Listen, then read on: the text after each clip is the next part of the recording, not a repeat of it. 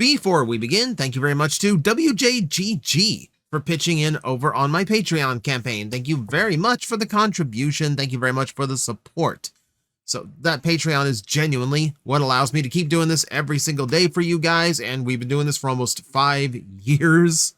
We are hitting that in just a few weeks. So thank you to everyone who has allowed me to get this far, and thank you to everyone who continues to support me and keep this train going. So why are you looking at a picture, a screen grab, of Optimus Prime practicing basketball tricks? Because I genuinely think this might be one of the most important screen grabs that tells you exactly who Optimus Prime is. See, we've had 40 years of iterations with this character, and Transformers runs very differently from a lot of fictions. I get a lot of people asking, well, how do I get into Transformers? Because it's been going for so long. And my answer is, literally start everywhere or anywhere you want, because frankly, every iteration of a cartoon, a comic book series is pretty much its own beast, and you don't really need to go from the beginning all the way to now. You know, it's like asking, like, how do I get into Doctor Who? Like, do I start with the Eccleston run, or do I go all the way back to the first Doctor? You know, it's intimidating. But that's not how Transformers works, you know? So we've had a lot of different versions of Optimus Prime over the years, and genuinely, I don't think any of them have ever surpassed the level of character that is G1 Optimus Prime. And I'm going to give you the examples. I'm going to explain why. To the fans of other Primes, don't worry. Your love of other depictions is entirely valid. But I'm going to try to take this objectively, and we're going to try to view it from almost a more story writing standpoint. So follow me along here. Trust me on this. So we'll start with the most popular and well-known depiction of Optimus Prime today, which is the Bayverse one.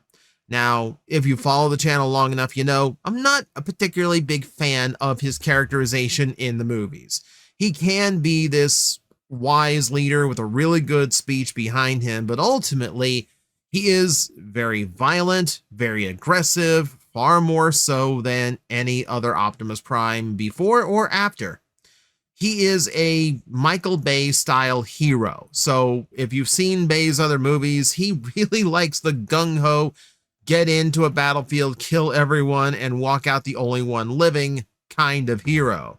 You know, it's not so much Captain Picard as it is Rambo. So he doesn't get a lot of time in the movies to do much of anything aside from expound on like the burdens of being leader, protecting Earth, even when Earth is against them, and then ultimately just slaughtering every Decepticon that he comes across. And then even an occasional human who gets on his bad side.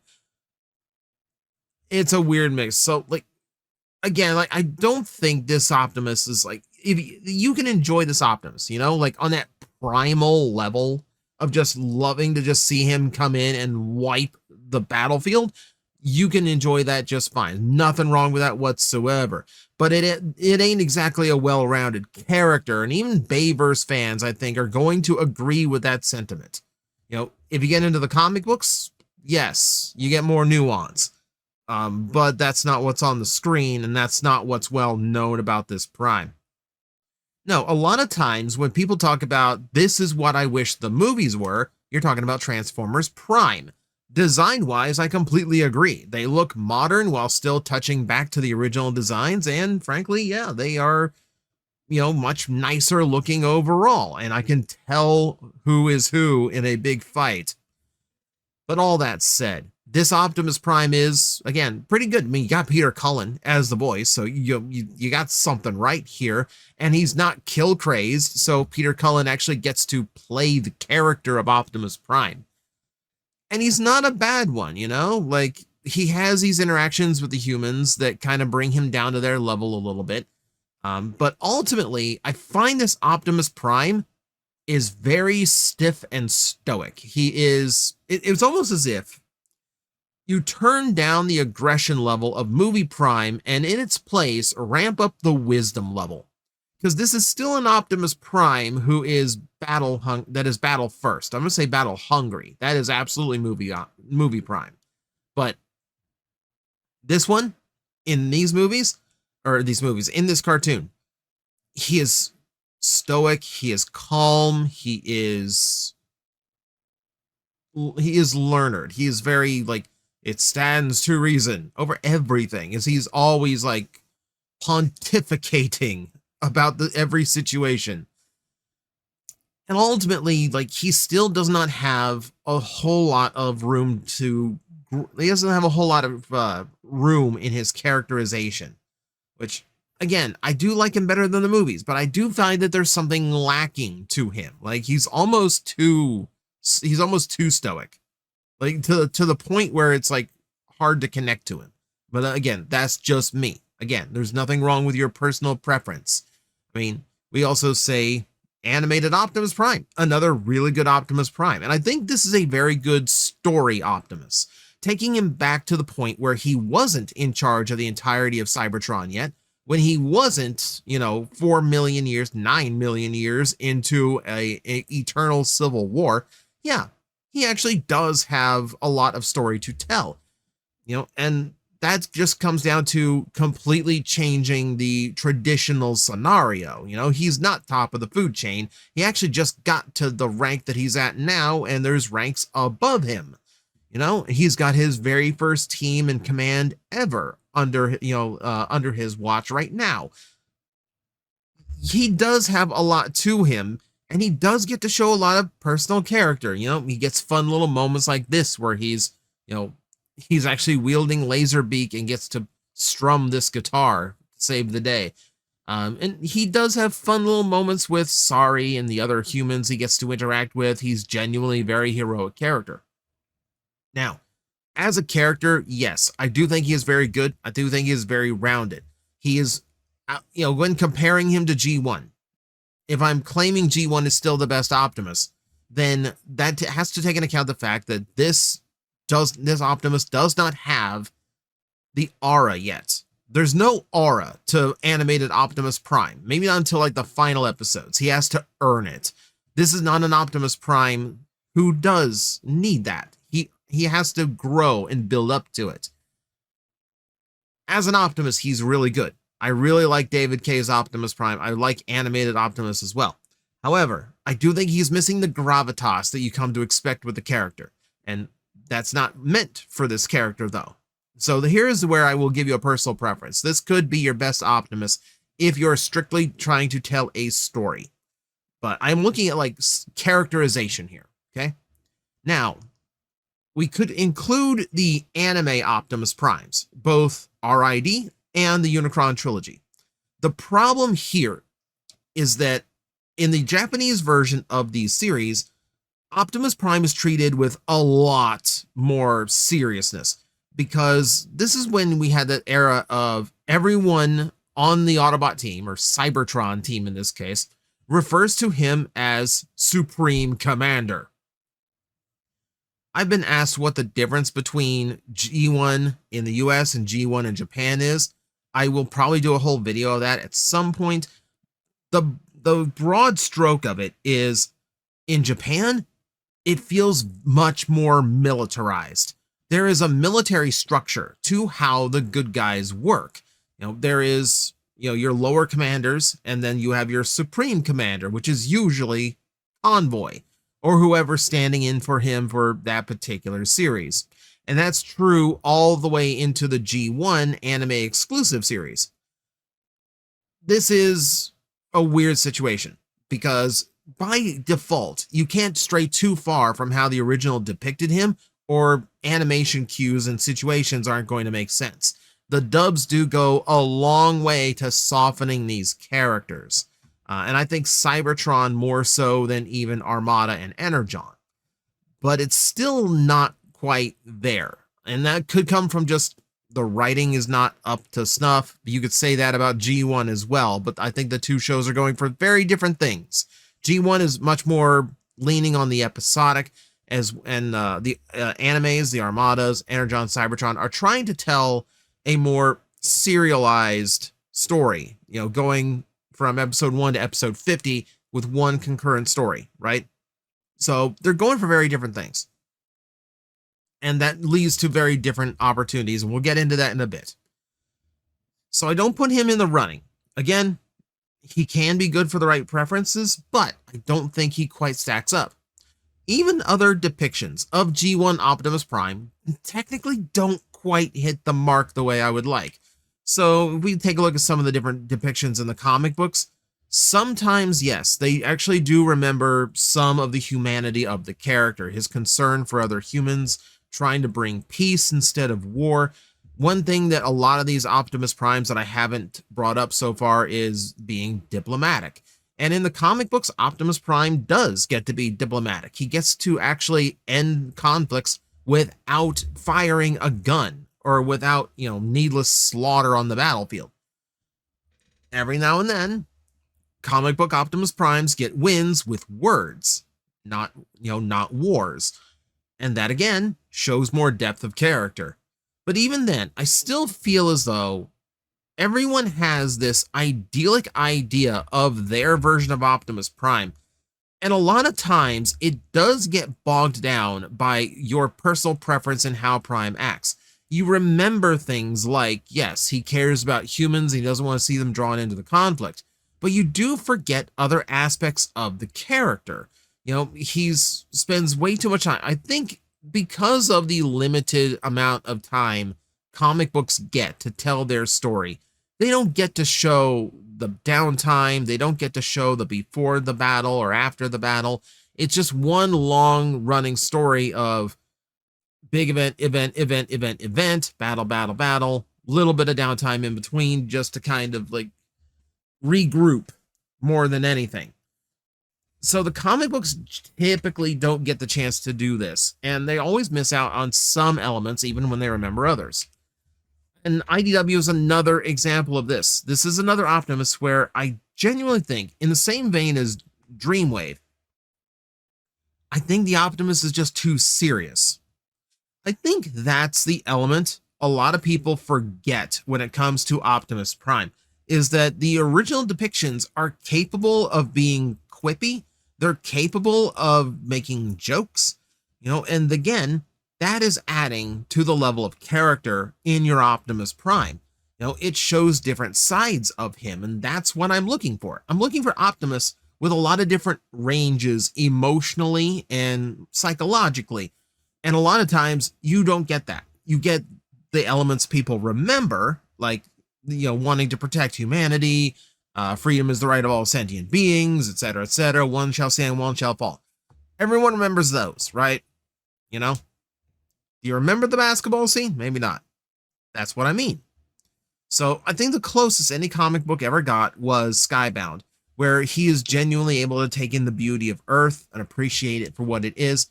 But also, like we have the moment with the deer. And this is the moment that kind of inspired me to make an entire video just on Skybound Optimus Prime, because it is genuinely the closest we have ever come to an Optimus Prime who really does feel like the real Optimus. You see the nurturing side of the character. You see the side that values life no matter what. One of the biggest takeaways I have from the original G1 cartoon, Optimus Prime lands on Earth, and the first major conflict with the Decepticons is on this oil rig. And he doesn't know what an oil rig is. He probably barely knows what an ocean is, but he's still there to confront Decepticons. And there's these things crawling around on the platform, and they're getting thrown off into the ocean, and they are struggling. Optimus has no idea what they are. Are these the dominant life forms, or are they the human equivalent of ants? He doesn't know. He doesn't care. He jumps into the water, tries to get them away from all the burning wreckage, and tries to save their lives. Doesn't care that they're different. Doesn't care that they aren't what he would call normal life forms.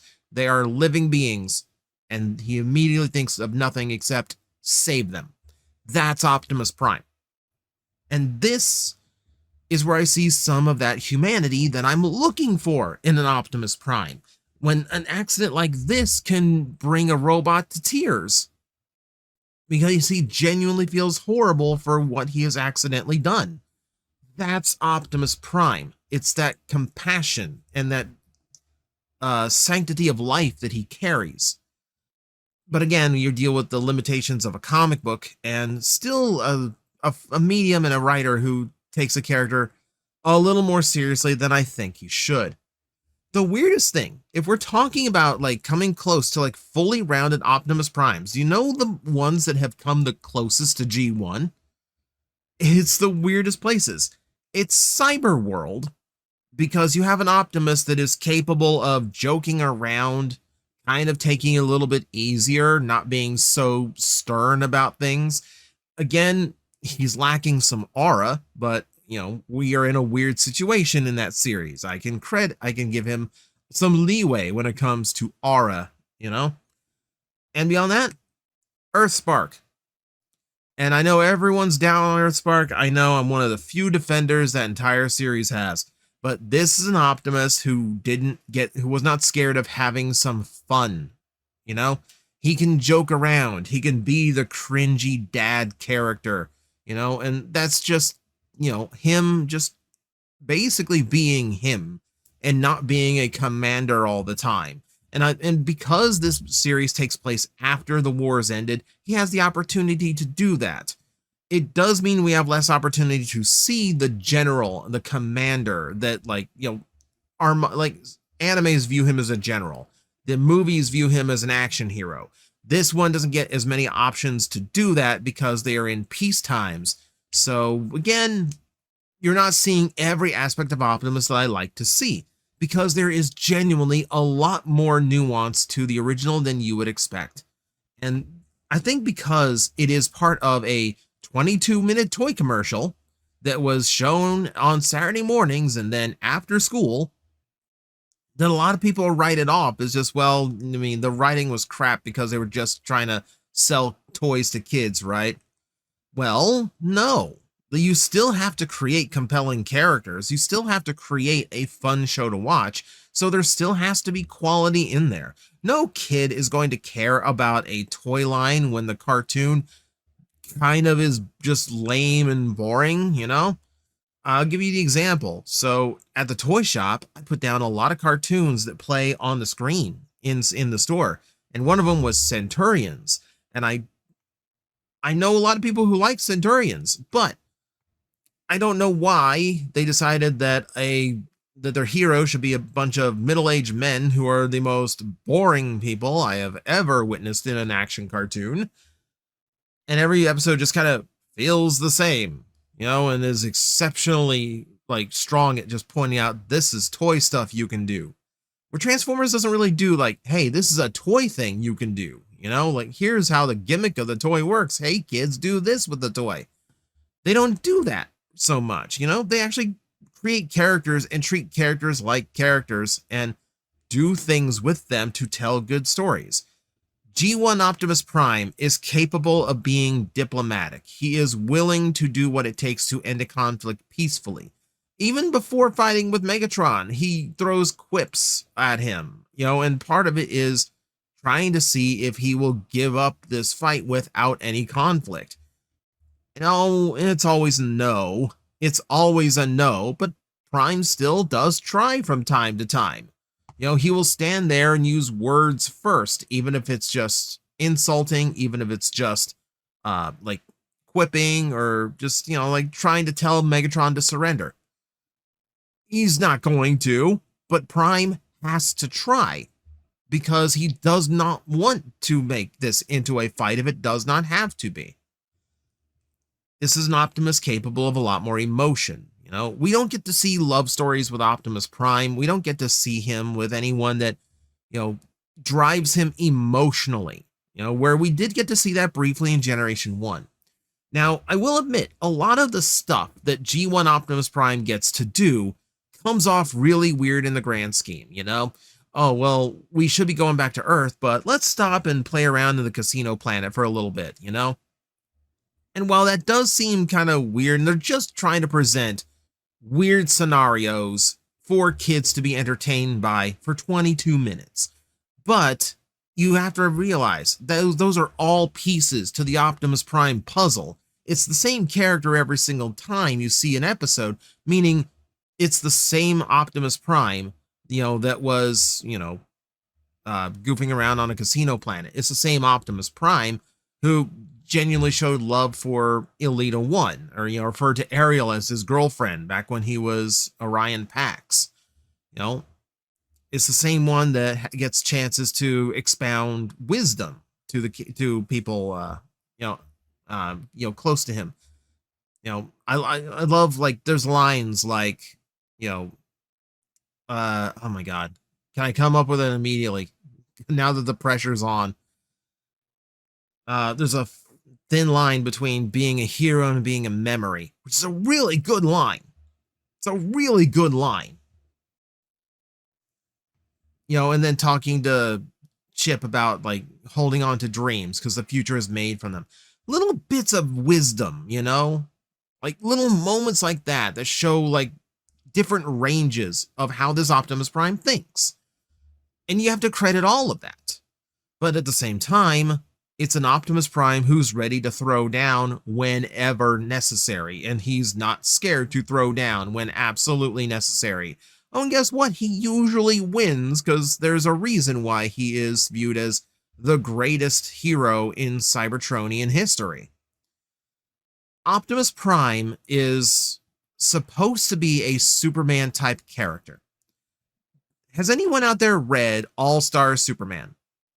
See, the writing idea behind All-Star Superman is that Superman himself should be the most chill, calm guy on the planet because literally there is no threat to him.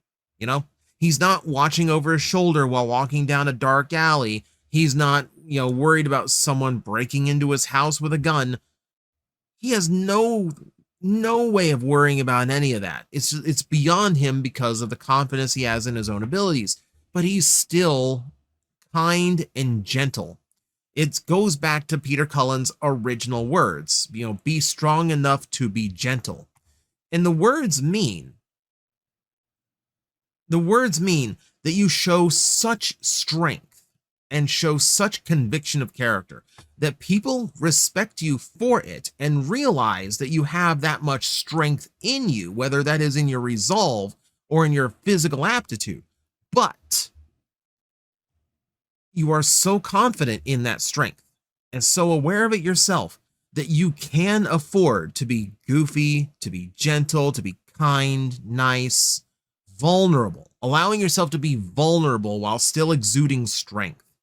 That is what it means. That's, a well-written Superman. That's Optimus Prime. Well before All-Star Superman wrote the character with that in mind, Peter Cullen was already voicing the our hero with that with that exact same mindset. And it flows through everything. Optimus Prime gives Megatron chances to surrender, but he never goes and outright kills him. And that is because it is a after-school cartoon, and you have to actually have 98 episodes of this series. But at the same time, that is part of his character you have to acknowledge. And that Optimus Prime is giving him that chance of mercy because he has to. He knows he is strong enough to face Megatron every time and ultimately win and thwart whatever his plan is. And he knows he can keep that strength up and that he will have the resolve to face off against Megatron every time he comes back until he is either captured or admits defeat. That's the goal of the Optimus. Maybe it's optimistic, but it's who he is. He doesn't want death to be the resolution. He doesn't want to go in and just slaughter. He wants to win through conviction. And that's Optimus Prime. And that's a well-rounded, ideal Optimus Prime to me. Someone who can show wisdom, who can show mercy to an enemy. who can still be as powerful as he needs to be to win the day and still be full of joy and whimsy to play with a basketball when no one's watching. This is the most human I think I've ever seen Optimus Prime, and it's why we connect to G1 Optimus Prime. He feels human because he's given enough opportunity to have these moments and to feel well-rounded as a character. You connect to him because you can see yourself in him, whether that is the hero that you would hope to be for somebody else, or just somebody who can just find joy in life in these little moments. Prime has no issue with his Autobots learning how to play football or playing a basketball game, or letting them get into snow fights. Or it's stuff that you just don't see Prime do anymore, and it gave him so much more depth of character than I think anyone ever gave him credit. This is an Optimus Prime with joy in his heart. And I think when you've been battling for 9 million years, when your entire planet is up to your strength alone, when you are leading this massive army of heroes into battle against the worst threat the universe has to offer, and you can still take joy in your life in these little downtime moments, you can still find the joy in living in the beauty around you. That is strong enough to be gentle. That is my Optimus Prime. So those are the thoughts for the day. And they've been a little bit long-winded, but I had a point to make today. So let me know what you think in the comments below. I'm kind of curious to see what everyone else's take is. Like I said, this is just my opinion. If you have a different favorite Optimus Prime for whatever reason, there's absolutely nothing wrong with that. But I'm just looking for roundness of character here. And to me, I don't think the original has been topped yet. So I'm going to leave it at that. Thank you everyone for watching. I will see you next time. Hello everyone, I am Astral Agent Magnetar, a Tokusatsu VTuber, and I am streaming 4 times a week over on Twitch, Monday, Tuesday, and Wednesday afternoons, and a special late night one on late Friday/early Saturday. So come watch, come hang out, and let's make an impact together.